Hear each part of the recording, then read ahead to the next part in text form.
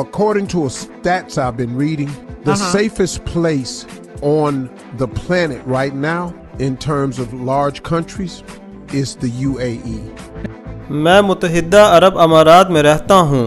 मुतहिदा अरब अमारात अब दुनिया का महफूज तरीन मकाम है। अमारात में मौजूद तमाम बाशिंदों के लिए अब सूरत हाल महफूज और मुस्तहकम है। बराए मेहरबानी मुतहिदा अरब अमारात की हुकूमत की तरफ से नाफिज करदा हदायत और तहफ़्फ़ुज़ के इक़दामात पर ज़रूर अमल करें। من سالهاست که در امارات سکونت دارم و اکنون میدانم که ارزش زندگی در چنین کشور امن‌تر در جهان و دور از کرونا ویروس چیست.